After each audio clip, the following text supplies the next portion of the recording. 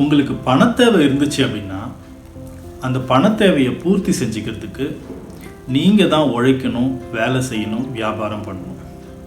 இந்த போதகர்கள் உங்களுடைய ஆசையை தூண்டுறதுக்காக உங்ககிட்ட இருந்து தசமபாகம் காணிக்க, சிறப்பு காணிக்க, ஊழியத்தினுடைய வளர்ச்சி, சபையினுடைய வளர்ச்சி, இப்படியெல்லாம் பல்வேறு விதமான திட்டங்களை அறிவித்து இந்த திட்டங்களுக்காக நீங்கள் கடன் வாங்கியாவது பணம் கொடுத்தீங்க, காணிக்க கொடுத்தீங்க அப்படின்னா அதை தேவன் பல மடங்கு உங்களுக்கு திருப்பி கொடுப்பாருன்னு ஆசை வார்த்தையை சொல்லி உங்களை ஏமாற்றுவாங்க.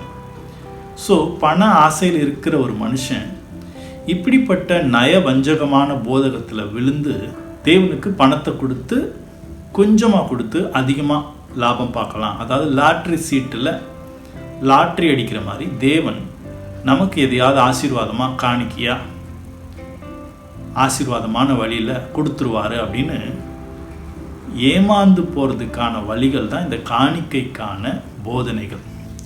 நீங்கள் தசமபாகம் கொடுத்தீங்க அப்படின்னா தேவன் அதை உங்களுக்கு பல மடங்கு திருப்பி தருவார் அப்படின்னு உங்களை ஏமாற்றி அவங்களுடைய பாக்கெட்டை நிரப்பிக்கிறதுக்காக தான் இப்படிப்பட்ட போதனைகள் எல்லாம் இந்த பாஸ்டர்ஸு, இவாஞ்சலிஸ்ட்டு, ஊழியர்கள், தேவனுடைய பேரை சொல்லிக்கிட்டு வரக்கூடிய இந்த மாதிரி போலியான ஊழியர்கள்லாம் வருவாங்க. சரி, உங்களுக்கு ஒரு நன்மை நடந்துருச்சு, தேவனுக்கு காணிக்கை கொடுக்கணும் அப்படின்னு விரும்புகிறீங்க. இப்போ இந்த காணிக்கையை எங்கே கொண்டு போய் கொடுத்தா அது தேவனுக்கு போகும்? பொதுவாக நாம் என்ன நினைப்போம், சர்ச்சில் கொண்டு போய் காணிக்கை பெட்டியிலையோ அல்லது பாஸ்டருடைய கையில் கொடுத்து ஒரு சின்னதாக ஒரு ஜெபம் பண்ணிட்டு வந்துட்டா அந்த காசு தேவனுக்கு போயிடுச்சு அப்படின்னு நம்ம நம்பிட்டு வந்துடுறோம்.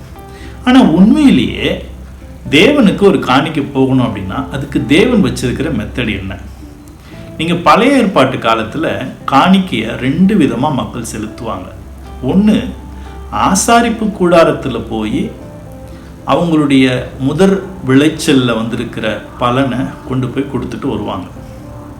இன்னொரு பகுதி என்ன செய்வாங்க அப்படின்னா, அதே தேசத்தில் ஒடுக்கப்பட்டவர்கள், கைவிடப்பட்டவர்கள், விதவைகள், ஏழைகள், அப்பா அம்மா இல்லாதவங்க, அனாதைகள், பரதேசிகள், இப்படின்னு நிறைய பேர் அந்த நாட்டில் தங்கியிருப்பாங்க.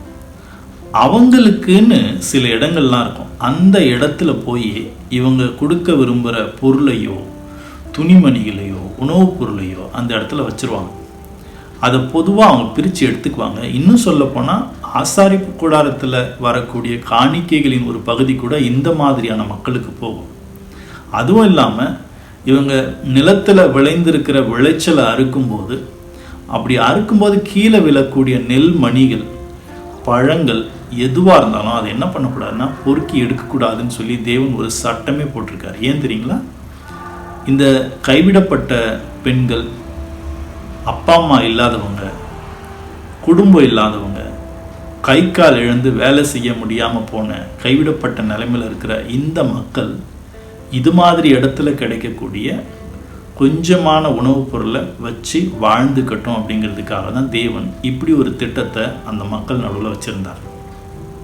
ஆனால் இன்னைக்கு இருக்கக்கூடிய போதகர்கள் எல்லாம் நீங்கள் எவ்வளவு கொண்டு போய் அவங்க கையில் கொடுத்தாலும் அவங்களுக்கு அது பத்தாது, இன்னும் சபையை கட்டணும், கூட்டத்தை சேர்க்கணும் அப்படின்னு தான் சொல்லுவாங்க. ஆகவே இந்த மாதிரி போலியான வாக்கு தத்துவம், இந்த போதகர்கள் சொல்லக்கூடிய பொய், உங்களுடைய ஆசையை தூண்டி உங்களை ஏமாத்துறதுக்காக சொல்லக்கூடிய இந்த மாதிரியான போதனைகளை நம்பி உங்கள் கையில் இருக்கிற கொஞ்ச நெஞ்ச காசை இழந்துடாதீங்க. சரி, யாருக்கு தான் இந்த காணிக்கையை நீங்கள் செய்ய விரும்புகிற நன்றி கடனை யாருக்கு செய்யலாம்? நீங்கள் யாருக்கு கொடுத்தா அவங்க அதை முழு மனசாக ஏற்றுக்குவாங்களோ, யாருக்கு உண்மையிலேயே தேவை இருக்குதோ, யார் உண்மையிலே பசியோடு இருக்கிறாங்களோ அவங்கள தேடி போங்க. காணிக்க கொடுக்கணுன்ற எண்ணம் வந்துருச்சுல்ல, தேடி போங்க, வண்டி எடுத்துட்டு சுத்துங்க. ஏழை மக்கள், ஸ்டூடெண்ட்ஸ், அவங்கள பார்த்து பணமாக கொடுக்காதீங்க. ஒரு 10 நல்ல வாட்டர் பாட்டிலை வாங்கிட்டு போங்க.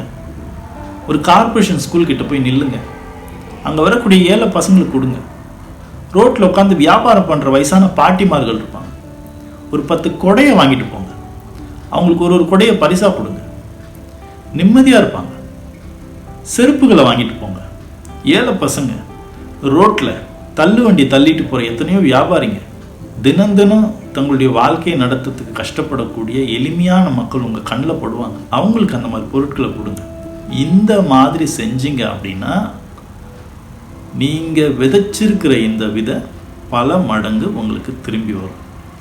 அதை விட்டுட்டு நீங்கள் எங்களுடைய ஊழியத்துக்கு அனுப்புங்க, கர்த்தர் உங்களுக்கு பல மடங்கு திருப்பி தருவார்னு இன்னமும் இந்த இயேசு அழைக்கிறார், இயேசு விடுவிக்கிறார், இயேசு கேட்கிறார், இயேசு குணமாக்குகிறார், இப்படி எல்லாம் பணம் பணம் பணம்னு தினமும் டிவிலையும் சோஷியல் மீடியாலையும் மக்களை ஏமாத்துகிற இந்த மாதிரியான மக்கள் பின்னாடி போய் விழாதீங்க.